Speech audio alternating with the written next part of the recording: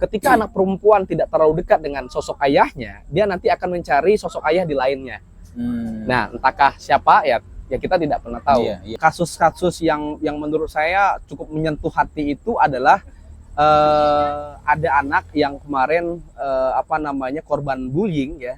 Korban bullying yang saya tangani itu dia memang dari kecil itu memang tidak ada sosok ayah dalam dirinya. Jadi ayah menganggap pengasuhan itu hanyalah ibu. Ya.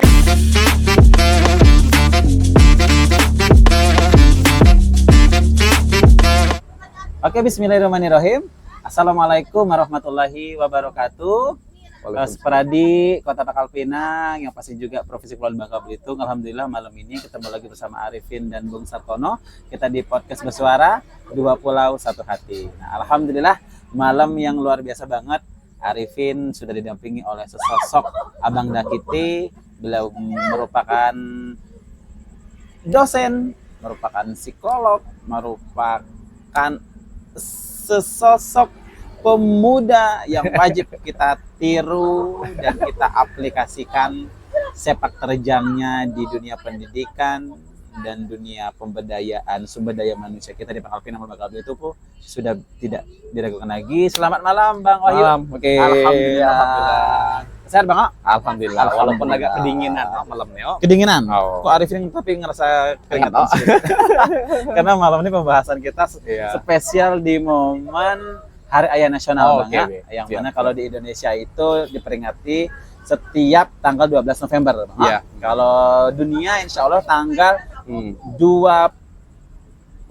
Juli. Kalau nggak salah Bang ya. 26 apa 6 Juli ya? 26 gitu. 26 Juli ya, 26 Juli. Nah, ada perbedaan itu tetapi tidak menghilangkan rasa esensinya bahwa malam ini kita ingin menghadirkan bahwa sesosok laki-laki yang bernama ayah itu merupakan seseorang yang harus sekali kita hormati, yang pastinya yang harus kita hargai segala perjuangannya gitu. Nah, malam ini pas banget bersama Bang Wahyu kita akan sedikit sharing session bersama beliau sesuai dengan tema kita peran ayah dan tumbuh kembang sang buah hati. Baik. Nah, Bang boleh dong sapa-sapa teman-teman kita di podcast bersuara nih yang nontonnya sepengkal sebangka Belitung dan senasional. Nanti bakal diupload di YouTube-nya podcast bersuara. Monggo Bang. Baik, assalamualaikum warahmatullahi wabarakatuh. Selamat malam. Nanti kita bercerita sedikit ya Bang Arifin ya terkait mengenai peran ayah. Karena bagi saya memang ini menjadi penting.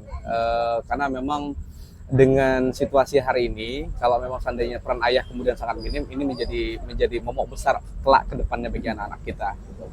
Oke, mungkin itu dulu pengantarnya. Wah, ini kita sudah dikasih clue-clue juga nih. Ternyata ada poin yang perlu kita garis bawahi. Ternyata menurut pandangannya Bang Wahyu, peran ayah itu sangat minim ya sekarang. Apalagi Indonesia itu memang katanya fatherless ya. Fatherless country gitu kan. Memang di negara kita ada sosok ayah itu kayak wah hanya bisa ngasilin anak tapi dibiarin anaknya tadi semuanya. Nah, Bang boleh dong kenalan nih Bang Wahyu, mungkin nama lengkapnya, gelarnya. Baik. Siap. Saya Wahyu Kurniawan, MPSI psikolog. Kebetulan juga saya sebagai dosen tetap di Yayasan Bangka Belitung di Prodi Psikologi Islam. Dan saya juga bertugas di psikolog Alinea juga, di Alinea Tumbuh Kembang. Kemudian saya juga bertugas di Dewan Pendidikan terkait mengenai di Komisi B. Jadi di Komisi B, Profesor Bustami Rahmat sebagai pimpinan kami. Baik, itu perkenalan singkatnya. Kemudian kalau untuk kajian-kajian, memang sebetulnya saya lebih banyak menulis di bidang anak berkebutuhan khusus.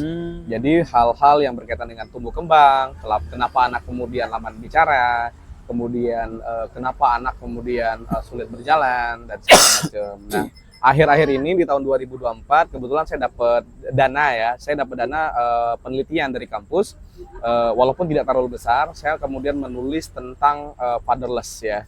Jadi saya menulis tentang fatherless dan alhamdulillah makanya malam hari ini saya kemudian ingin melakukan itu, membicarakan itu kepada khalayak banyak tentang fatherless. Apalagi tadi dia bilang bahwa Indonesia ini kan di 2022 sampai 2023 tuh banyak yang kemudian mengatakan bahwa Indonesia kemudian mengalami fatherlessness country ya. Tapi sebetulnya itu kemudian dikritik besar-besaran. Jadi banyak yang kemudian mengkritik, kira-kira benar nggak sih ya itu Indonesia mengalami fatherlessness ya, atau mungkin mengalami fatherless country ketiga lah di dunia lah Di gitu dunia ya. ya. Nah, ternyata tidak benar gitu. Karena memang tidak ada data atau research yang membuktikan itu. Nah, kesimpulan fatherless itu kemudian hadir, itu ternyata mereka menyimpulkan bukan atas dasar research, tapi atas dasar banyak sekali perceraian yang terjadi di Indonesia. Karena memang salah satu penyebab terjadinya fatherlessness itu adalah ketika memang ketidakadaan ayah, dan salah satu faktor penyebabnya adalah perceraian. Nah, tapi kita harus tahu juga bahwa secara definisi ya, kita garis bawahi dulu, fatherless itu adalah, father itu kan ayah ya, less itu kan artinya minim sekali gitu ya. Jadi fatherless itu istilahnya dalam bahasa lain adalah ketiadaan ayah. Ketiadaan ayah ini bukan berarti dia yatim dalam tanda kutip, tapi dia adalah ketidakberdayaan ayah di dalam ruang-ruang dalam pengasuhan. Nah, dia karena fisiknya ada ya. Iya, fisiknya ada, tapi perannya tidak ada. Tapi perannya yang tidak ada. Perannya tidak ada. Iya, karena peran itu tidak ada. Karena selama ini banyak orang tua, khususnya ayah, itu kemudian mengatakan bahwa pengasuhan itu kita masih menggunakan budaya bahwa yang mengasuh itu adalah ibunya. Padahal di dalam pengasuhan kedua-duanya harus didapatkan. Harus hadir ya. Harus hadir di antara keduanya. Nah, makanya jangan sampai nanti ke busung ayah, dalam istilahnya Bu Eli Risman ya, busung ayah, busung orang tua. Nah, ini memang ternyata tidak hanya busung lapar, Bang Arifin. Ternyata busung ayah pun itu mendera kita hari ini. Iya. Ya, mendera hari ini. Jadi anak-anak itu haus ya akan Haus. hadirnya sesosok ayah gitu. Iya, Bukan hanya ayah. ibu aja gitu ya. Bukan. Tapi Bang, jujur banget Arifin kan Iya. juga kan sudah memiliki 2 anak kan. Iya. Arifin pun ngerasa ya, ketika Arifin pulang kerja gitu, Iya. datang ke rumah gitu. Memang bersama anak itu nggak mudah ya. Ya, Kita nggak mengajak mereka bermain, Nggak mudah, kita ya. ngajak mereka komunikasi, Iya. kita ngajak mereka itu kayak baca buku gitu Iya. kan. Mungkin bertahannya kita itu mungkin malah di bawah 5 menit, Ya, gitu betul. kan. Betul. Yang mana seyogyanya minimal banget one day itu kita 30 menit ya, Iya, 30 menit. 30 sampai 30 sampai 35 Iya, menit ya. Secara Hmm. agar apa ya, kita membangun secure attachment tadi Ya. gitu ya, Hmm. komunikasi yang Ya. baik Ya. kepada anak kita gitu. Betul. Nah, kira-kira memang layak deh kayaknya Indonesia kan. Arif juga ngerasain memang jadi ayah tuh nggak mudah. Nggak mudah. Gitu kan? Ya. Tetapi memang sosok ibu tuh luar biasa ya. Iya, betul. Ngomongin anak dari pagi ketemu Betul. pagi lagi, kalau Betul. ayah mah gokil. Nah, itu kira-kira menurut Abang gitu, Iya. ada something yang perlu ini enggak ya, dibangkitkan enggak dari Oke. mungkin cara pemikiran kita kah, Iya. atau dari kegiatan-kegiatan yang gimana agar anak-anak itu ngerasa nyaman sama kita dan hadir banget sosok Oke. ayah di diri mereka Iya. gitu ya, bukan emak aja tapi ayah itu hadir. Betul. Gitu. Di tahun 2004 itu, di tahun 2024 kan ada kegiatan peringatan Hari Ibu ya kalau Hari tidak Ibu. salah ya, di tahun 2004 ya. Kemudian di situ ada PPPI itu kemudian merumuskan bahwa ternyata harusnya di Indonesia itu tidak hanya Hari Ibu, Hari tapi Ibu. kemudian harus ada Hari Ayah. Hari Ayah. Nah, kenapa ternyata lagi-lagi itu sebegitu besarnya peran ayah di dalam proses pengasuhan terhadap anak-anaknya. Nah, makanya tadi kan pertanyaannya tadi terkait mengenai seperti apa sih ayah yang ideal gitu kan. Memang sampai hari ini saya juga kemudian masih mencari format ayah ideal itu seperti apa. Dan tadi saya setuju dengan statementnya Bang Arifin. Ternyata waktu bermain anak-anak hari ini dengan ayah itu ternyata kita itu paling sedikit. Ya, jadi hasil risetnya itu mengatakan bahwa keberadaan ayah di dalam bermain anak-anak itu cuman bertahan kurang lebih 30 sampai 37 detik. Wow. Per hari. Per hari. Ya? Rata-rata. Itu bukan menit tapi per Iya, detik. per detik. Wow. Jadi kebanyakan orang tua itu sangat minim sekali bermain dengan anak-anaknya mereka. Padahal kita tahu bermainnya anak-anak itu adalah sebagai salah satu identitas dia mencari sosok ayah itu seperti apa. Dia belajar dari ayahnya seperti apa. Nah, walaupun sebenarnya kita tahu dalam satu hari itu dengan kondisi ayah yang terlalu sibuk, itu paling tidak sehari itu 35 menit dia harus bisa mendapatkan pembelajaran secara langsung dari ayah. Nah, pertanyaannya tadi seperti apa? Nah, makanya saya pikir tidak ada di dunia ini kemudian ayahnya terlampau sibuk sebetulnya. Tidak ada di dunia ini yang terlampau sibuk. Tidak mungkin tidak ada waktu gitu ya. Nah, makanya saya kira bagi orang tua yang kemudian terlampau sibuk, kita harus memberikan waktu itu. Karena itu adalah hak anak. Makanya ada 8 peran keluarga, fungsi keluarga. Salah satunya itu tadi. Ya, jadi kayak keluarga itu kemudian orang tua memberikan edukasi, pendampingan, perlindungan. Nah, anak-anak itu ternyata banyak juga faktornya Bang Arifin. Ternyata ayah yang tidak terlalu sering bermain dengan anak-anaknya, kemudian fatherless ya, kemudian dia busung terhadap ayahnya, tidak dapatkan kasih sayang dari ayahnya. Ternyata banyak riset yang mengatakan satu, anak mudah depresi. Depresi itu karena apa? Dia tidak pernah mendapatkan nilai-nilai dari keluarganya, khususnya ayah. Karena ayah itu kemudian mengajarkan tentang tanggung jawab, tentang kerasnya menyimpulkan keadaan gitu ya. Nilai itu erat nilai-nilainya pendidikan gitu ya. dari ayah gitu ya. Gitu. Kemudian rentan dengan stres, kemudian dia tidak punya figuritas, dia tidak punya figuritas. Makanya ada yang mengatakan juga bahwa ketika anak perempuan tidak terlalu dekat dengan sosok ayahnya, dia nanti akan mencari sosok ayah di lainnya. Nah, entahkah siapa ya kita tidak pernah tahu. Iya. Nah, makanya bermain dengan anak-anak itu benar sih kata beberapa ahli, Allahu Akbar. Benar sih kata beberapa ahli juga, dia bilang begini, penting sekali bermain dengan anak dan kita harus perlu kata beberapa ahli, bermain dengan anak itu ternyata anak tidak terlalu menginginkan bermain tuh kayak mobil-mobilan yang kita beli, boneka-boneka, robot-robot yang kita beli. Mainan ternyata yang banyak mainan gitu ya. banyak itu tidak. Iya. Jadi mainan yang paling didambakan oleh anak adalah anggota tubuh orang tuanya sendiri. Iya. Gitu ya. Betul itu yang sekali, Bang. diinginkan dia gitu ya. Jadi, memang ayah itu sesosok yang sangat diimpikan ya kehadirannya oleh anak ya. Apalagi anak perempuan, bener banget kata Bang Wahyu, ketika anak perempuan hilang sesosok ayahnya, mereka miskin akan kasih sayang, miskin akan cinta dari seorang pria gitu kan, yang mereka idolakan. Akhirnya mereka mencari dan ingin mengisi tangki cinta mereka oleh sesosok laki-laki yang di luar sana. Itu yang sangat disayangkan sebenarnya. Begitu juga si anak laki-laki gitu ya. Sama. Mereka nanti juga bingung gitu menjadi lelaki sejati seperti apa seyogyanya gitu ya. Apakah seperti Bang Arifin? Ini pasti juga seperti Bang Wahyu. Ya kita tahu juga Bang Wahyu memang teman-teman podcast bersuara ya udah di Dewan Pendidikan Bangka Belitung dan beliau juga banyak sekali berkecimpung dunia pendidikan dan mitra-mitra pendidikan banyak sekali ya pasti ya. Sekolah-sekolah. Nah, dari Pangkal Pinang dulu deh, kita berbicara Pangkal Pinang dulu. Itu case dari sisi fatherless itu yang abang temuin banget, yang dia big case banget. Ya, sehingga itu selalu abang sampaikan mungkin di beberapa session abang ketika sharing, ketika discuss gitu. Seperti apa keadaan fatherless yang ada di Pangkal Pinang? Baik. Nah, kondisi kita tahu ya, kita harus garis bawahi definisi terlebih dahulu lah terkait mengenai fatherless tadi ya. Fatherless ini adalah ketidakmampuan peran ayah di dalam keluarga. Fungsi pengasuhan tidak didapatkan di dalam keluarga. Jadi faktor penyebab fatherless itu kan ada salah satunya tadi ya, kondisi perceraian. Kondisi perceraian, kemudian kedua adalah orang tua terlalu sibuk dengan pekerjaannya, dengan karirnya gitu ya. Kemudian yang ketiga adalah faktor ekonomi, kemudian yang terakhir ada kesibukan yang tidak kemudian terlalu tertata, dan kemudian menganggap bahwa pengasuhan itu hanyalah ada di dalam ibunya saja. Nah, ini kemudian menjadi faktor yang menjadi penyebab terjadinya fatherless. Nah, tapi posisinya hari ini adalah terkait mengenai Kota Pangkal Pinang. Kemarin saya melakukan penelitian itu kemudian bukan di Pangkal Pinang saja ya, tapi di beberapa kabupaten. Nah, kasus-kasusnya memang beragam ya.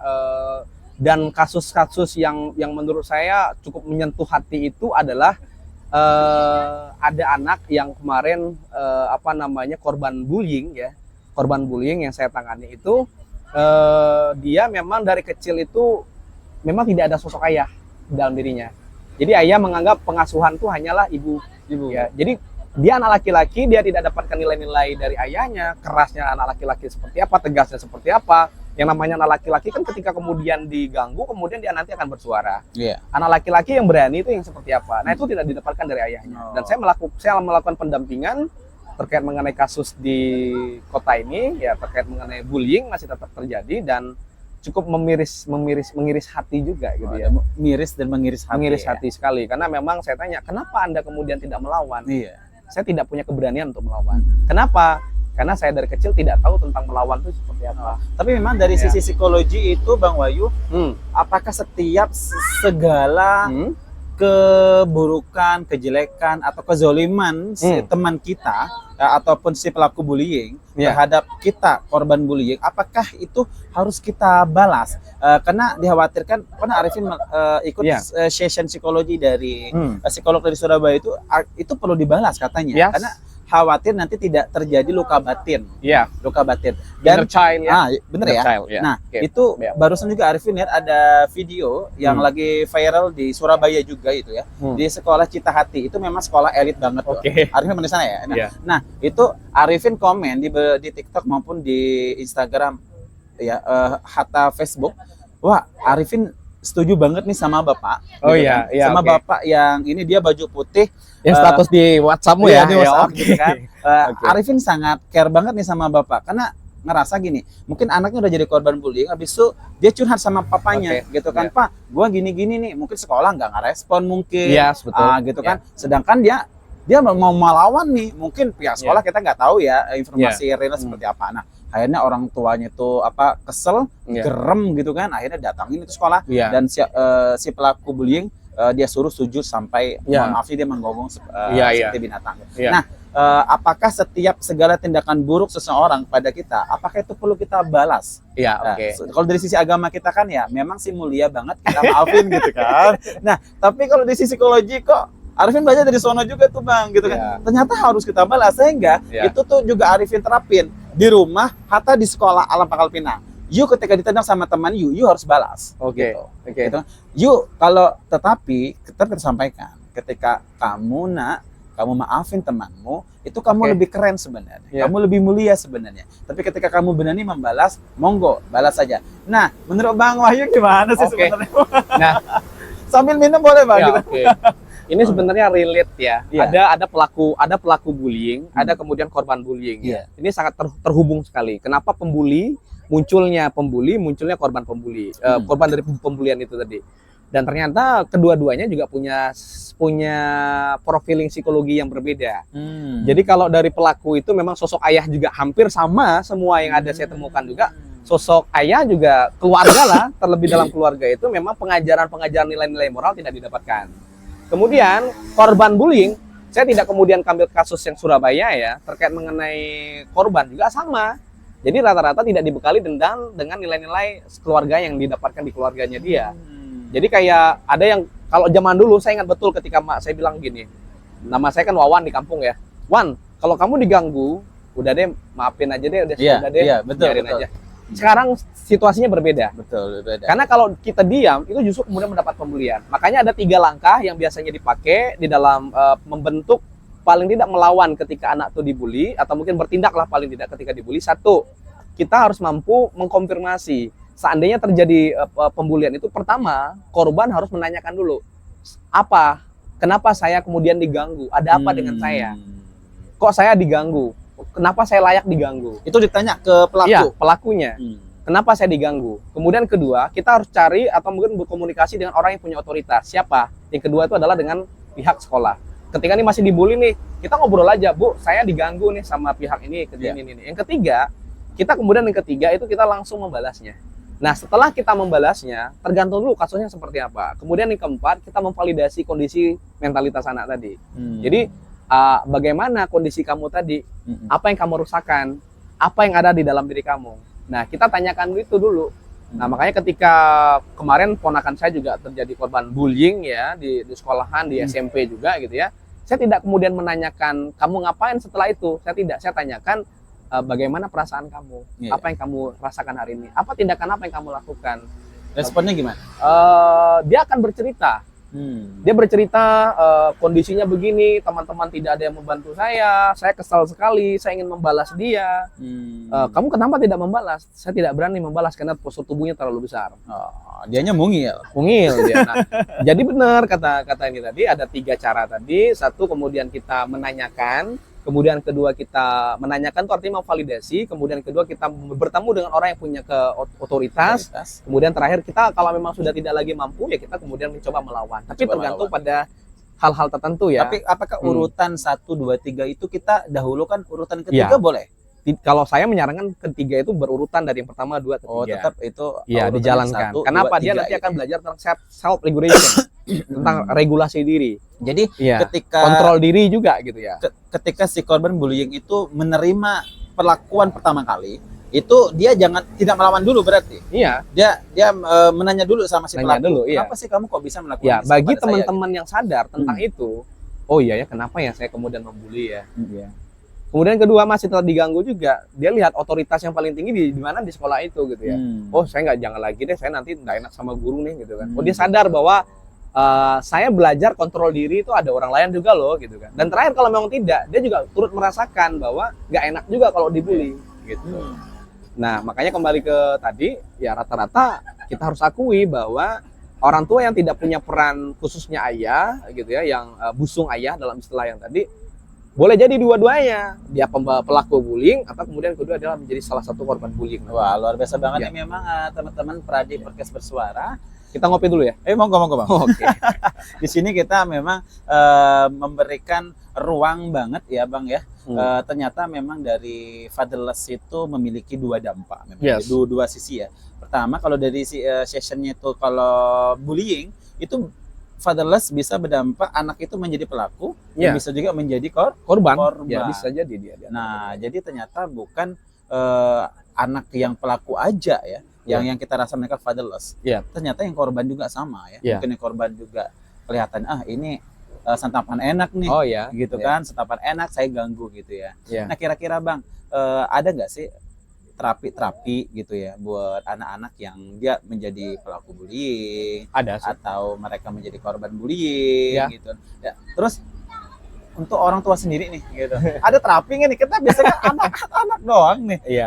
Kita kan berbicara kalau pendidikan itu kan banyak ya. Iya, Kita nggak lihat dari sisi anaknya aja gitu. Iya. Terus nggak lihat dari sisi orang tuanya aja dan Oke. terapi bersekolah. Iya. Nah, Iya, kira-kira tiga mungkin triangle emas ya dari sisi pendidikan ini bisa nggak sih kita tuh nggak hanya anak aja. Iya. Kita kan selalu objeknya anak. Iya, selalu Betul nggak sih? Iya, betul. Iya kan. Kalau kita berbicara sekolah, pasti ada anak, ada orang tua, pasti ada sekolah. Nah, kira-kira proses ini kebanyakan ini kita masih sentuhannya anak aja gitu. Iya, kebanyakan Bener nggak itu. sih Bang? Iya. Kira-kira Iya. gimana Bang? Iya.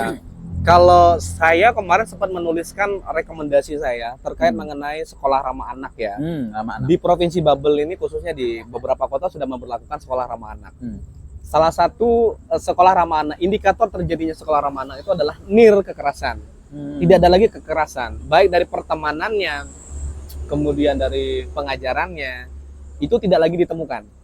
Ya, nir itu artinya kan nol kan, kosong, tidak ada lagi gitu kan. Nah, walaupun fakta di lapangan, program kan sudah berjalan ya. Saya pikir sudah cukup bagus ya. Pemerintah sudah mulai hadir di tengah-tengah masyarakat untuk mengurangi terjadinya bullying tadi. Nah, perannya tadi saya pernah menuliskan tentang rekomendasi saya adalah sekolah ramah anak itu harusnya salah satunya adalah menitik beratkan pendidikan keluarga, tulisan saya. Jadi pendidikan keluarga itu anak tidak akan membuli orang lain kalau seandainya baterai kasih yang dia didapatkan dari rumah itu dia dapat full gitu. Jadi sentuhan, kasih sayang, pujian, kemudian pendampingan orang tua waktu yang cukup, dia nanti akan punya self control yang bagus gitu. Nah, makanya saya bilang di dalam rekomendasi saya kemarin, tolong ke depannya harus ada namanya adalah sekolah parenting. Sekolah parenting itu bukan berarti kita mengajari emak-emak untuk menjadi emak-emak yang bagaimana, tapi paling tidak mengenal nih, oh bullying itu begini loh, pelaku bullying itu begini loh. Kesehatan mental anak-anak hari ini juga perlu kita diskusikan. Iya, benar. Ya, kemudian penggunaan gadget dan segala macam. Nah, jujur aja hari ini saya bilang begini. Salah satu penyebab busungnya orang tua tadi adalah keberadaan handphone teknologi tadi salah satunya. Dan mohon maaf, saya juga lagi belajar. Saya bisa pastikan bahwa kalau kondisi saya sekarang hari ini, anak saya tidak terlalu sering megang handphone, terus terang saja. Iya. Makanya kemarin ketika kami ada kumpul keluarga, teman-teman kumpul keluarga, karena dia tidak terbiasa megang handphone, ketika dikasih handphone itu adalah sesuatu yang wow. Dia bisa duduk tenang. Tenang gitu. Saya ditanyakan sama keluarga dan teman-teman yang lain, itu kenapa anakmu bisa duduk tenang? Nggak FOMO ya? Enggak. Ya, kalau anak-anak yang lain kan main handphone, udah biarin aja. Gitu. Enggak, karena anak saya jarang megang handphone, ketika diberikan handphone tab lagi yang besar, Pak ini apa ya? Bolehkah aku bermain? aku di rumah tidak pernah bermain ini, dia bilang. Karena memang di rumah tidak pernah. Akhirnya keluarga saya tanya, kenapa? Anak saya tidak pernah saya kasih handphone terlalu lama durasinya. Dan itu pun hanya mendengarkan tahfiz Quran saja. Gitu. Berapa lama biasanya abang kasih? Ketika saya tidak bisa lagi mendampingi. Kira-kira berapa? Ya 15 menit itu. 15 menit itu sudah maksimal banget ya. Itu pun layar yang screen time-nya itu memang 15 menit itu pun dalam situasi saya terdesak gitu. Saya terdesak, lagi ada kerjaan, kemudian ibunya memang dalam situasi mungkin entah lagi apa gitu ya. Nah, saya pastikan 15 menit itu saya sudah bisa menyelesaikan pekerjaan saya. Karena anak tidak mau tahu ketika waktu istirahatnya itu dari jam, kalau kita pulang dari kantor ya jam 4. Jam 4 itu kan kita biasa kan kalau saya main dulu sama anak, kita main bulu tangkis, lari jogging segala macam gitu kan. Mengisi tadi ya gitu kan. Kemudian malam setelah mandi, kadang-kadang kan namanya anak kecil kan kadang-kadang kan, Pak tolong dong bantuin aku dong gini. Kadang-kadang dia semprot saya pakai air gitu kan. Semprot saya pakai air gitu kan. Bener, ini menarik banget Bang. Ini sebelum kita malam ini discuss gitu ya. Arifin melihat postingan konten-konten dari Bang Wahyu di Instagram gitu kan. Sampai Arifin tuh mencatat ada 10 konten Bang Wahyu yang terkait interaksi gitu ya. Membangun communication gitu ya. Biar anak itu nggak insecure attachment sama abang gitu ya. Itu menjadi jalur ruang komunikasi yang sangat baik gitu kan. Mulai dari di sini tuh Arifin itu lihat abang ada membuat sebuah video itu, aku tuh takut kehilangan kamu gitu kan. Takut banget kehilangan waktu berharga bersama kamu gitu kan. Dan di postingan lain abang selalu mendekatkan si anak abang itu dengan lingkungan, khususnya di kebun sawit gitu ya. Terus ada jogging bareng gitu kan. Terus itu juga mamanya tetap ada di samping gitu kan ya. Nah, abang selalu bermain di rumah, di luar rumah gitu. Kira kenapa sebegitu abang yang kita tahu waktunya begitu banyak juga di luar gitu ya, kontribusinya bermasyarakat khususnya di pendidikan, tapi dari konten-konten abang itu kita bisa melihat bahwa Bang Wahyu itu begitu erat dekat gitu. Ternyata anak bukan insecure sama abang gitu, tetapi begitu secure attachment-nya, komunikasi yang baik banget antara abang. Apa yang abang harapkan sebenarnya dengan hadir begitu real dan pure banget abang kepada anak abang gitu. Oke, pertama saya ngasih tahu begini. Ini saya agak sedih ya karena ketika bahasa tadi saya teringat juga gitu ya. Pertama saya dapat anak saya itu cukup lama ya, 2 tahunan ya. Saya dapat dia itu 2 tahunan ya, dan kemudian begini. Waktu kita dengan anak itu tidak lama ternyata. Jadi beberapa riset bilang ya paling 5 sampai 7 tahun. Durasi kita selalu sering ketemu dengan mereka tuh paling usia 7 tahunan itu. Disitulah kemudian kita mengasuh dia, kemudian mohon maaf ya sampai mandiin dia, kemudian segala macam ya, segala macam ya, dan menurut saya 7 tahun itu tidak lama, maksud saya waktunya 7 tahun itu tidak lama. Dan saya yang bantu suapin juga gitu ya, dan statement saya bilang begini, suatu saat saya akan merasa kehilangannya kenapa? Di SD dia nanti akan bertemunya bukan lagi dengan saya, lebih banyaknya dengan siapa? Bertemunya dengan pihak sekolah, dia nanti akan ikut les atau apapun gitu ya. Kemudian kebiasaan dia hari yang dari kemarin-kemarin itu akan lenyap begitu saja. Nah, misalnya saya terbiasa tuh ketika pulang dari mana-mana, Bumi tolong dong, papa ini butuh energi, saya bilang. Tolong cium papa nak. Dulu intens ya, cep, dan saya langsung semangat. Sekarang Bumi tolong cium saya. Enggak mau saya. Saya lihat, bukan dia nggak mau, karena dia sudah pernah mengenal yang namanya adalah dirinya. Saya nggak lagi harus kayak gitu. Nah, saya takut kehilangan itu. Kehilangan di mana momen peralihan dia sudah mulai beranjak gitu. Saya takut kehilangan itu saja gitu. Jadi bagi saya apa yang saya harapkan? Apa yang saya harapkan bahwa dia memiliki nilai-nilai bahwa ayah ini punya waktu. Suatu saat kamu kalau udah besar, kamu juga harus seperti saya. Nah, berikutnya apa? Saya berusaha nilai-nilai yang saya ajarkan selama ini. Kamu harus tepat waktu bangunnya. Kemudian olahraga itu harus begini. Kemudian ketika kamu bersalah itu kamu harus minta maaf. Ketika ayah tidak ada di rumah kamu harus jagain mamamu, aku bilang gitu. Jadi seperti itu modelnya. Jadi sekarang ketika mamanya sakit, dia langsung kemudian spontan di rumah itu kemudian responsif ya. Dia langsung respon gitu kan. Ketika ada apapun, Ma ini makanan buat mama. Dia langsung ngambil sendiri walaupun umurnya 5 tahunan gitu. Ini obat mama ya. Tadi papa tadi papa bilang sebelum papa berangkat ke Munto atau apa, ini ada obat loh Ma, tolong nih Ma ya. Jadi dia udah ngerti nilai-nilai itu. Nah, terkait mengenai kenapa saya bawa ke kebun ya, atau mungkin taman bermain yang lebih tidak tertarik dengan mall atau apa gitu ya. Pertama begini, anak-anak usia-usia dini itu sangat menyukai yang namanya ada yang namanya adalah disebut dengan sensory profile. Sensory profile itu sensori motor yang harus kita ketahui. Dalam teorinya Jean Piaget, saya pakai teori sedikit ya. Dalam teorinya Jean Piaget itu kan rentang 0 sampai 7 tahun, misalkan 0 sampai 2 tahun dan segala macam itu dia harus ada yang namanya sensori motorik gitu ya. Nah, anak-anak itu membutuhkan itu sebenarnya. Jadi dia membutuhkan sensor-sensor itu. Nah, mohon maaf, sensor-sensor itu kalau untuk di perkotaan saya melihat bahwa nyaris ruang-ruang itu sudah mulai jarang kita dapatkan. Misalkan mendengarkan kicauan burung itu namanya adalah auditorial.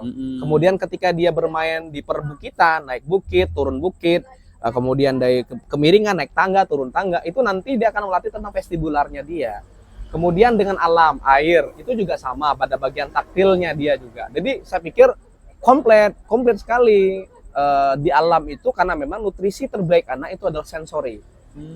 Anak kecil tuh sangat butuh sensori itu. Itu 0 sampai 7 tahun. 7 tahun. Ya, 2 tahun 7 tahun lah gitu. Jadi memang profilnya memang harus kita bentuk. Nah, ini dan saya lebih nyamannya anak saya bermain di situ. Nah, dan alhamdulillah ternyata Bang Wahyu dari konten-konten itu yang pure banget. Ternyata memang Abang juga ingin sekali ya mendampingi full gitu kepada Ananda gitu ya. Karena memang tadi waktu itu begitu singkat gitu, ya 7 tahunan lah itu intensitas kita bertemu dengan itu. Habis itu dia SD dari pagi sampai jam 2. Oke, jam 4 lah gitu. Pulang, mohon maaf kadang-kadang pulang pun dia tidak akan lagi terlalu banyak bertemu dengan kita. Mungkin dia nanti akan mengerjakan PR-nya dia. Ada kemudian juga yang kadang les dan malam hari kadang capek juga gitu ya. Malam hari. Makanya kemarin ada misalkan istri saya ditanya sama teman-temannya, Pak, Bapak kan psikolog ya kata dia. Kenapa anak Bapak tidak dileskan? Untuk menambah kemampuan public speaking dalam berbahasa Inggris. Saya bilang begini, dunia anak adalah dunia bermain.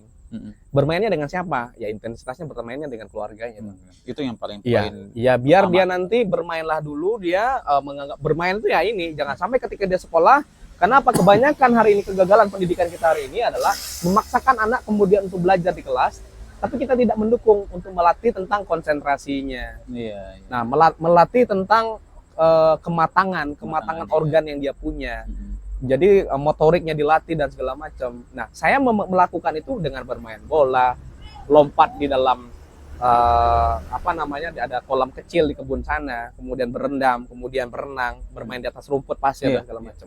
Alhamdulillah banget ya, ternyata memang aktivitas yang di rumah maupun di luar rumah gitu itu sangat membantu sekali dalam proses tumbuh kembang anak kita ya Bang ya. Luar biasa banget nih Pelatih Podcast Bersuara nih sama Mbak Wahyu, memang sosok yang harus banget kita sharing selalu terkait pendidikan anak, gitu, tumbuh kembang anak. Pokoknya kita berusaha berikhtiar menjadikan Bang Wahyu profile masih jauh, ayah bagi kita semua. Masih jauh. Kita break dulu, Pak. Oke, masih jauh. Dulu, Bang. Terima kasih. Baik teman-teman, seperti semuanya, alhamdulillah kita di sesi yang kedua ini ketemu lagi bersama Arifin dan Bung Sartono yang pasti didampingi oleh Bang Wahyu. Ya kan, beliau ini adalah calon pemimpin yang kita doakan ya.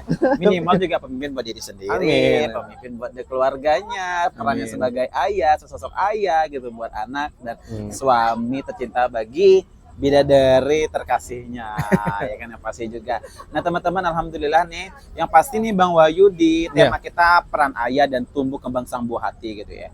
Nah kadang kan orang mikir, Vin lo mah enak di pendidikan gitu, lo kuliahnya, belajarnya tuh sama teman, circle-nya tuh circle education.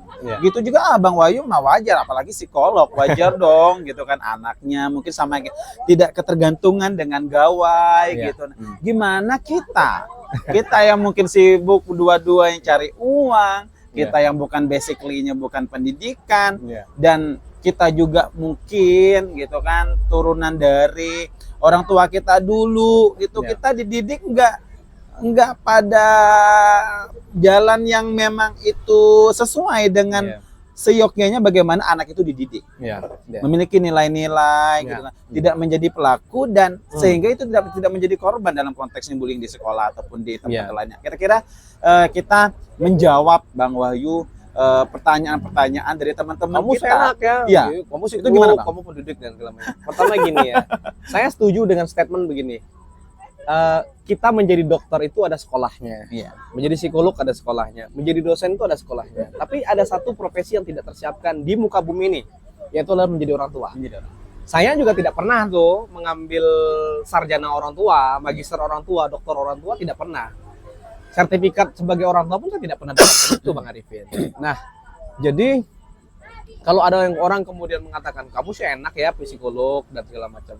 Menjadi orang tua itu kan sebenarnya profesi yang melekat setiap insan yang nantinya ketika dia diberikan Allah amanah sebagai orang tua. Jadi dia berperan sebagai pengasuh, kemudian pendidik yang menjaga, kemudian yang melahirkan dan segala macam. Dan ini memang on the track memang kita punya naluri itu gitu loh ya. Jadi punya naluri itu. Nah, pertanyaannya adalah kira-kira saya yang backgroundnya psikolog dan tidak backgroundnya tidak psikolog, apakah kemudian pengasuhannya tidak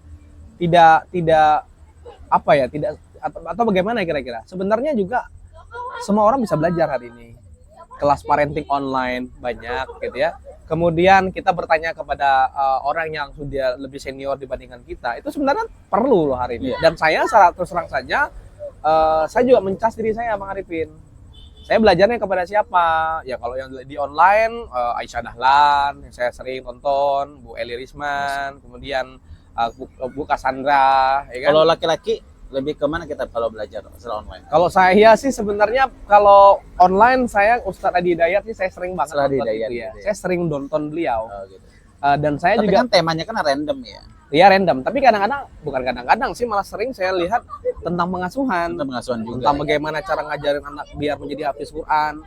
Dan saya mempraktekkan itu juga. Oh, Masya Allah. Gitu ya, saya mempraktekkan itu. Luar biasa banget nih ya. Jadi memang belajar. Selain Ustadz Adi Hidayat, siapa lagi nih? Kalau kita kan misalnya laki-laki yang pengen lihat bapak-bapak juga yang ahli parenting. Kalau ibu kan ada Aisyah Dahlan, Bu Eli Risman gitu ya. Selain Ustadz Adi Hidayat siapa nih, Bang? Ada rekomen gitu sih? Kalau yang parenting keluarga memang lebih banyaknya perempuan sih ya. Kalau Arifin dulu di Surabaya masih strata 1 kemarin. Arifin itu walaupun bukan seperti Bang Wahyu psikolog, Arifin manajemen pendidikan, Arifin senang baca buku Ayah Edi saat itu. Oh ya Ayah Edi ya.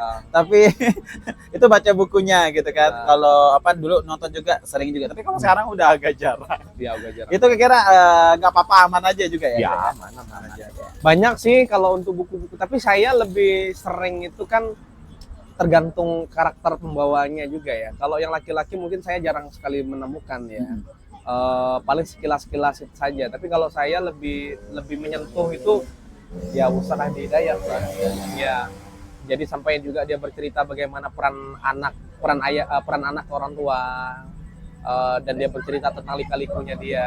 Saya terharu kalau melihat beliau bicara. Jadi memang betul kata Bang Wahyu nih, Pradi Semuen, walaupun kita itu waktu sama anak sedikit gitu Bang ya, dan kita juga bukan basicnya psikolog atau bukan basicnya pendidikan, toh kita sama-sama ngecas baterai kita karena memang nggak ada sekolah orang tua itu nggak ada Bang ya. Kita titel kita sebagai ini ayah terdebes enggak Bang. Ini semua itu berproses gitu. Semuanya berproses gitu Bang. Nah Bang, Arifin kan beberapa hari kemarin kan ada keluar Bangka. Nah itu Arifin ikut salah satu event yang itu menurut Arifin tuh luar biasa banget. Luar biasanya Arifin relatein dengan podcast kita yang sekarang nih, temanya tentang peran ayah.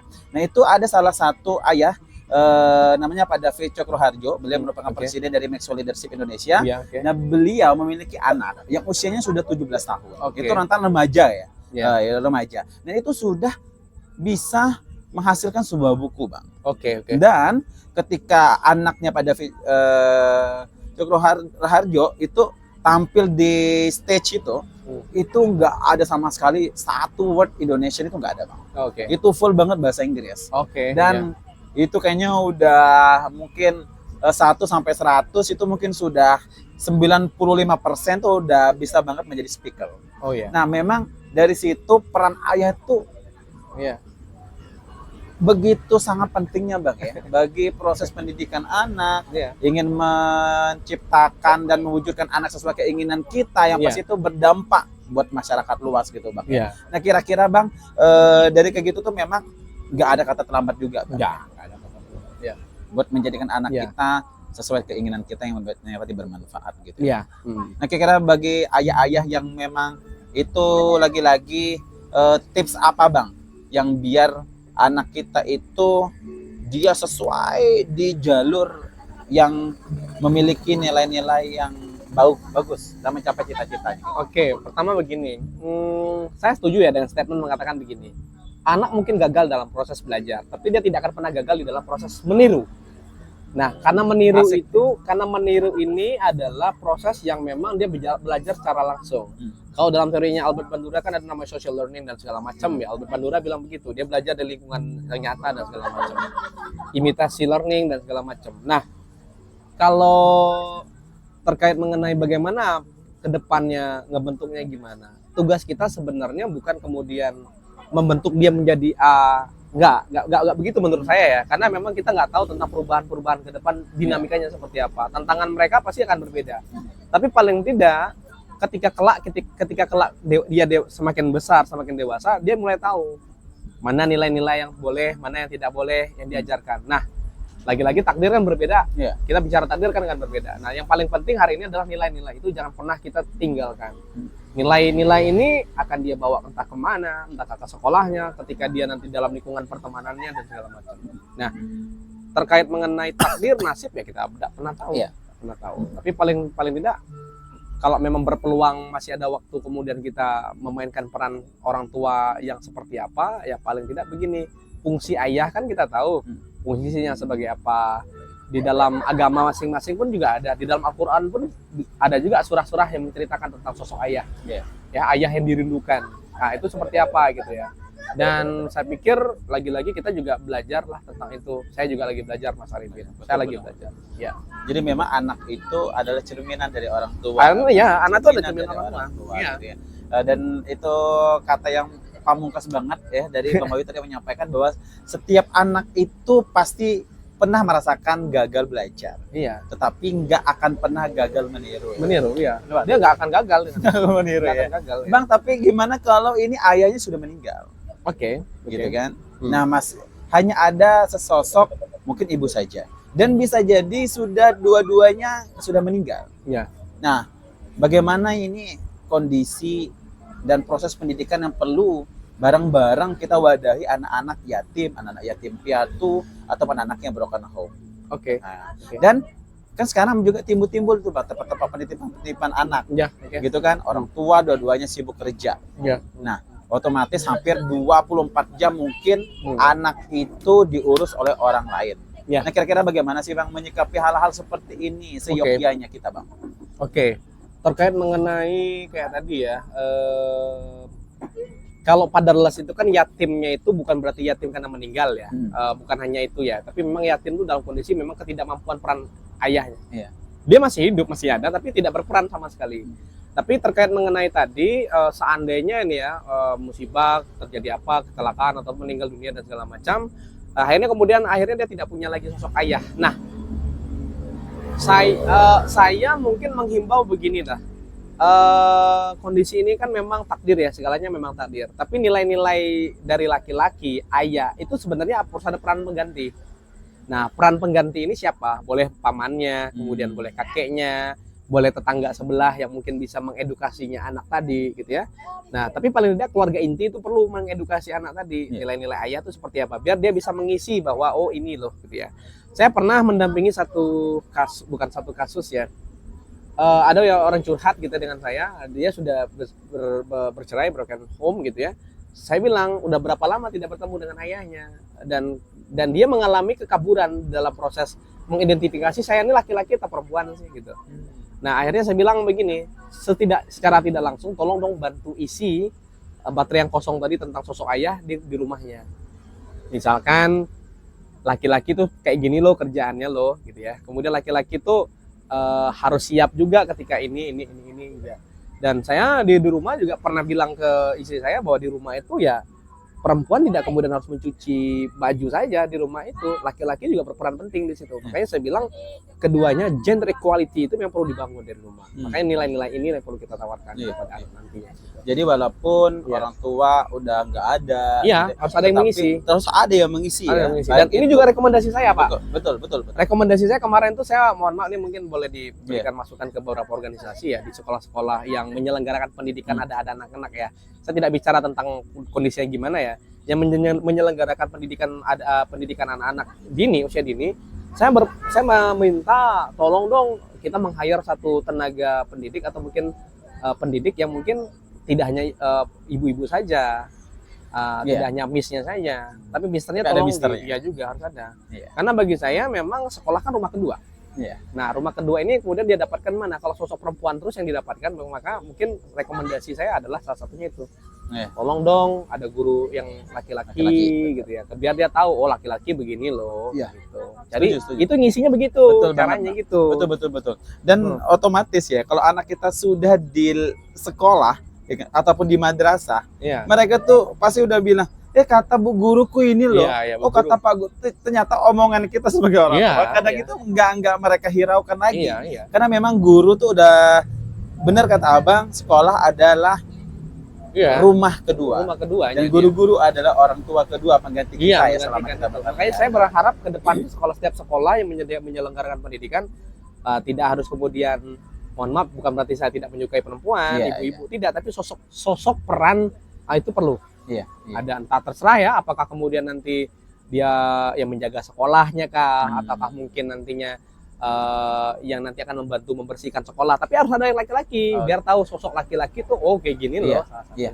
Wah, luar biasa banget memang Supradi. Alhamdulillah ya, kita juga sudah di pojok momen kita yang spektakuler bersama Bang Wahyu. Beliau adalah psikolog pendidikan yang malam ini banyak banget kata-kata mutiara yang terindah dari beliau agar kita menjadi sesosok ayah dan calon ayah buat teman-teman kita Gen Z juga gitu kan, ataupun Gen Strawberry ya sekarang ini.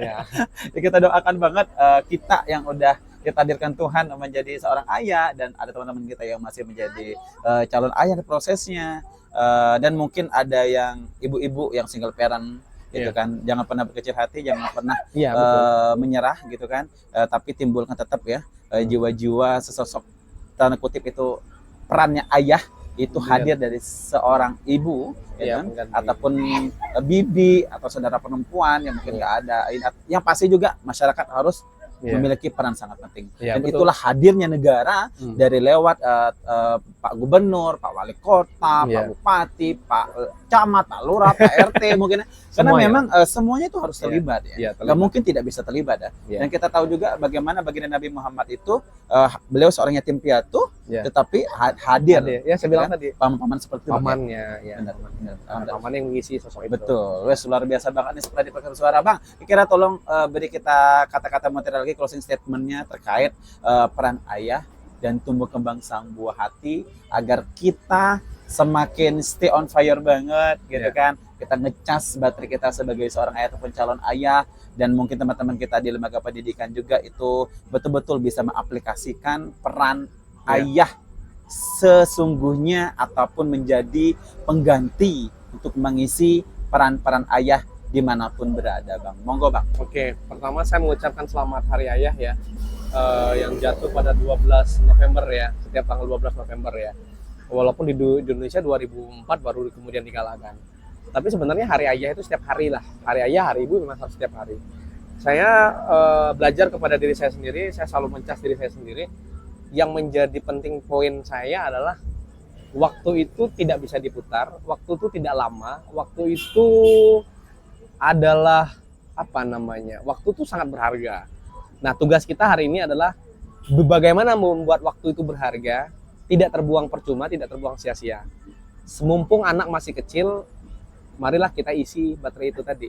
Karena kalau seandainya baterai itu tidak kemudian hadir di diri mereka, kita takut nanti anak-anak tidak punya nilai-nilai tertentu lah, tidak punya nilai-nilai itu. Jadi pesan saya juga belajar menjadi ayah itu tidak mudah, menjadi ibu itu juga tidak kalah mudahnya juga, sulit maksud saya, antara kedua-duanya sulit. Pengasuhan itu akan berjalan lebih efektif apabila terjadi kolaborasi di antaranya. Jadi kita lepaskanlah embel-embel mengasuh itu hanya ibu, kita lepaskanlah embel-embel bahwa mengasuh itu hanya ayah saja. Yang benarnya adalah, yang sebenarnya pengasuhannya adalah kedua-duanya. Parent itu adalah hadirnya ayah dan ibu. Mungkin itu, terima kasih banyak. Wis, luar biasa banget ya. Thank you. Tadi semuanya memang Bang Wahyu udah memberikan kita banyak nasihat, motivasi dan inspirasi bahwa memang in collaboration antara ayah dan ibu, jadi itu disupport oleh pemerintah, disupport oleh masyarakat, apalagi dalam lembaga pendidikan, bersama-sama kita ingin menghadirkan generasi-generasi yang sepeninggal kita nanti. Benar. Itu generasi-generasi yang kuat, generasi yang tangguh, generasi yang hebat, yang pasti mereka menjadi agen-agen rahmatan lil alamin. Bang, terima kasih nih Bang Wahyu, semoga di momen yang malam ini kita ya pasti ngecas diri kita juga. Saya juga nih. Gitu ya, ngecas banget ya. Luar biasa banget ya, semoga ini bermanfaat teman-teman. Oke, teman-teman Seperadi Podcast Bersuara, Dua Pulau Satu Hati, semoga kita ketemu lagi di sharing session yang lainnya. Wassalamualaikum warahmatullahi wabarakatuh. Assalamualaikum.